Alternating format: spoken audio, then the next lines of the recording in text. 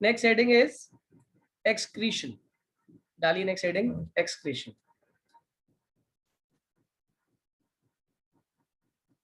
Excretion का मतलब आप लोग जानते ही हैं। एक्सक्रीशन का मतलब होता है रिमूव होना, बाहर निकलना। बाहर किसी चीज का कोई चीज इजेक्ट आउट होती है तो हम कहते हैं एक्सक्रीशन हो रही है। ठीक है। तो ऑर्गेनिज्म बेसिकली क्या चीज बाहर निकालते हैं अपनी बॉडी से? ऑर्गेनिज्म अपनी बॉडी से जो वेस्ट होता है ना उसे बाहर निकालते हैं। तो बॉडी से वेस्ट के बाहर निकलने की प्रोसेस को हम लोग क्या बोलते हैं? एक्सक्रीशन। तो इसे लिखेंगे क्या? पहली बात तो एक बायोलॉजिकल प्रोसेस है, तो आप लिखोगे it is a biological process कह देते हैं कई लोग इसको रिस्पॉन्स भी कहते हैं। बायोलॉजिकल प्रोसेस जिसकी हेल्प से, बाय विच कोई भी ऑर्गेनिज्म, एन ऑर्गेनिज्म बेसिकली क्या करता है? अपने आप को गेट रिड करता है। किससे? Of excessive of toxic waste. Toxic मतलब poisonous waste. Produced toxic waste products produced in the body by metabolism. तो simply waste products of metabolism से बॉडी को गेट रिड करना, बाहर निकालना उन वेस्ट को, is known as excretion. Am I clear to all? समझ आ गया एक्सक्रीशन? जल्दी बोलिए बच्चों, excretion is clear to everyone? ठीक है। अब एक्सक्रीशन के बाद आता है आपका नेक्स्ट पार्ट जिसको हम लोग बोलते हैं ऑस्मो रेगुलेशन। क्या बोलते हैं? Osmo regulation. This is osmo regulation. अब ये क्या है? देखो ऐसा है, हमारी बॉडी के अंदर पानी का, नमक का, सॉल्ट्स का बेसिकली एक प्रॉपर बैलेंस मेंटेन बनना जरूरी है।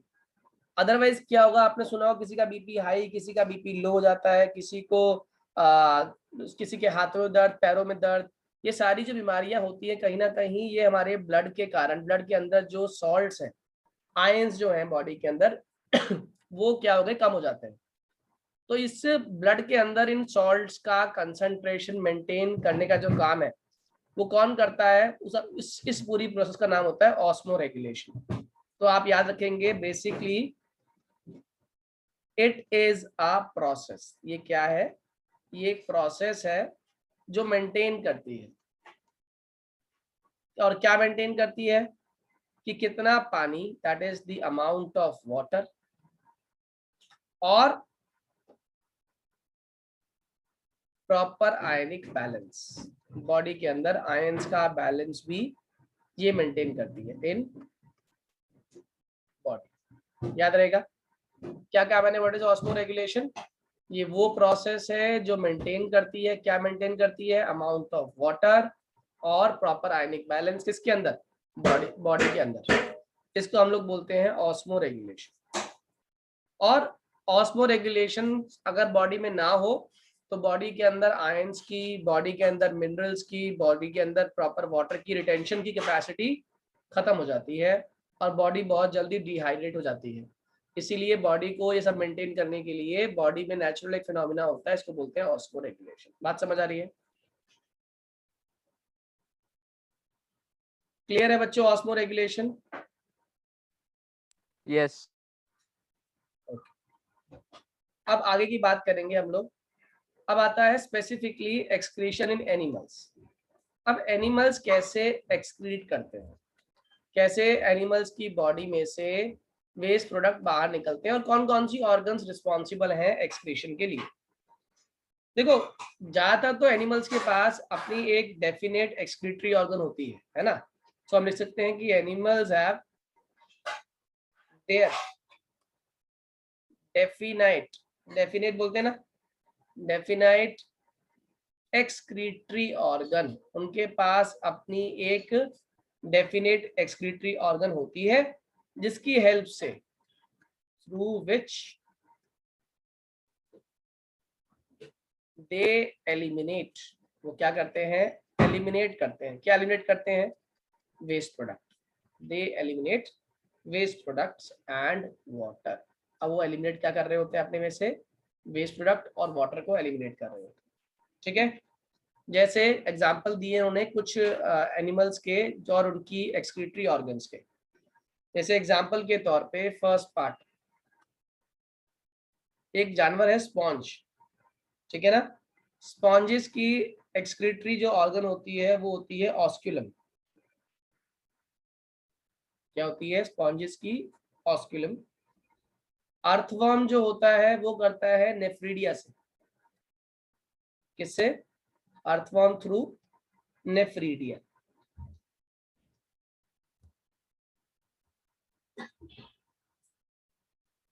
जो हाइड्रा करता है, हाइड्रा, हाइड्रा करता है अपनी ओरल ओपनिंग से, ओरल ओपनिंग्स। और हाइड्रा के साथ साथ जितने भी इंसेक्ट्स होते हैं, इंसेक्ट्स करते हैं through Malpighian tube. Malpighian tube 1 mark question अगर कभी आ गया तो आ गया, अदरवाइज पूछा जाता इसमें ज्यादा। और जितने भी वर्टिब्रेट्स है, यानी कि हम किसकी हेल्प से करते हैं? किडनी की हेल्प से करते हैं, वर्टिब्रेट थ्रू किडनीज। और एक जानवर पढ़ा था हम लोगों ने, यूनिसेलुलर ऑर्गेनिज्म, जिसको हम लोग बोलते हैं अमीबा। वो किससे करता है? याद रखिएगा, अमीबा करता है थ्रू कॉन्ट्रैक्टाइल वैक्यूल। क्या बोला मैंने? Through contractile vacuole. Very very very important. ये सारी वो ऑर्गन्स हैं जिसके थ्रू एनिमल्स एक्सक्रीट करते हैं, and I have given the names and the animals जो जिस ऑर्गन की हेल्प से एक्सक्रीट करते हैं। मेरी बात समझ आ रही है सभी को? कॉपी कर लीजिएगा, जब आप देखोगे वीडियो तो उसको नोट भी कर लेना। अभी आगे की बात करते हैं।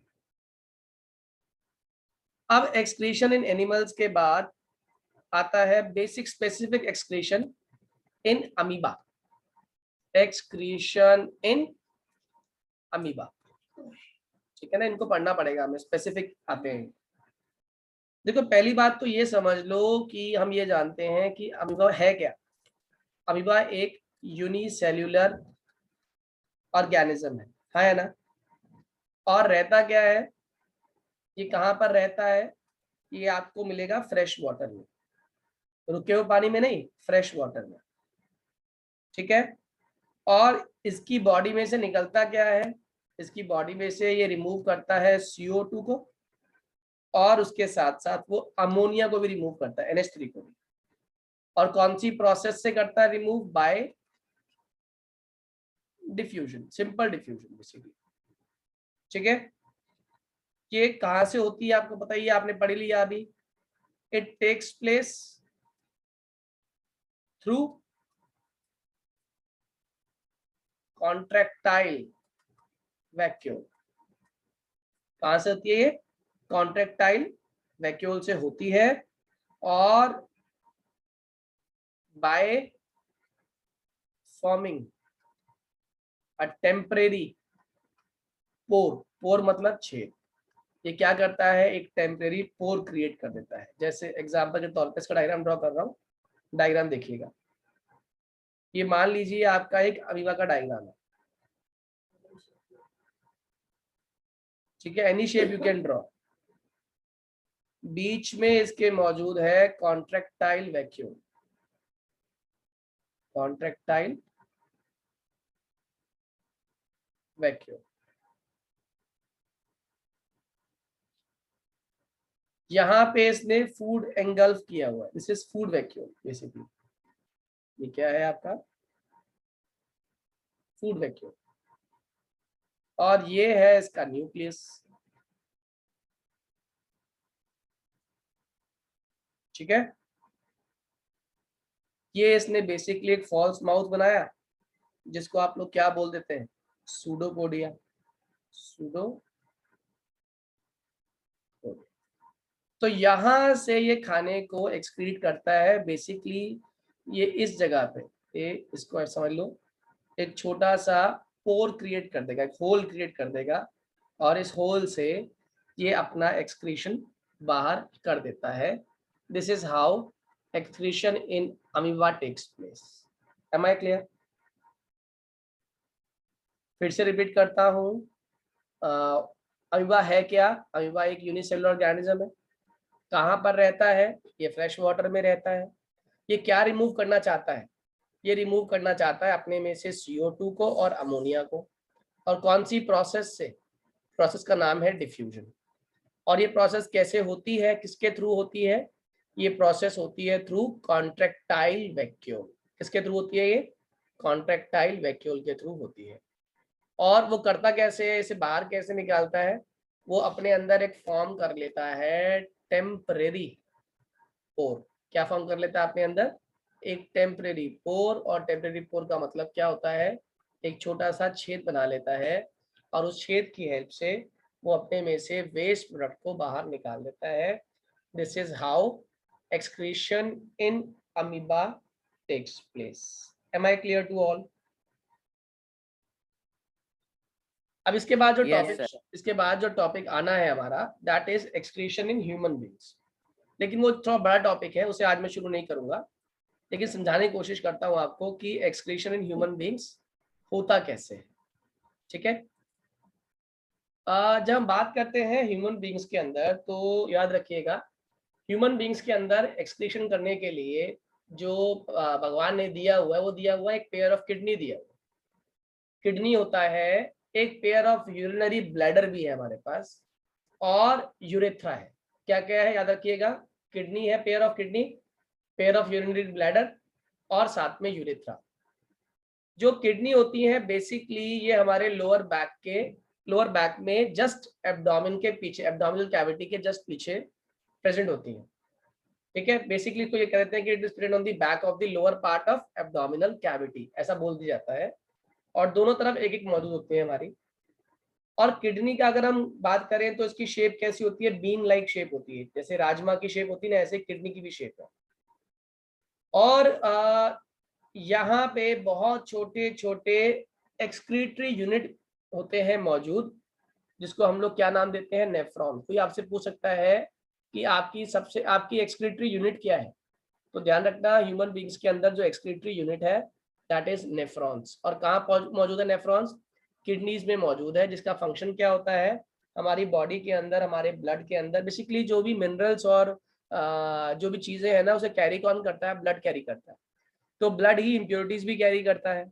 तो ये काम किडनी का होता है कि उस आने वाले ब्लड में से वो गंदगी को निकाल कर बाहर कर दे और ब्लड को वापस बॉडी के अंदर दोबारा रीसेंड कर दे। कहीं ऐसा ना हो कि गंदगी के साथ साथ ब्लड भी पास होना शुरू हो जाए। ये काम, ये रिस्पॉन्सिबिलिटी किसकी है? ये रिस्पॉन्सिबिलिटी आपकी किडनी की है। किडनी खून को किडनी बेसिकली जो होती है, किडनी गंदगी को ब्लड में से रिसीव करती है और बॉडी में से बाहर निकालने का काम करती है। Am I clear to all?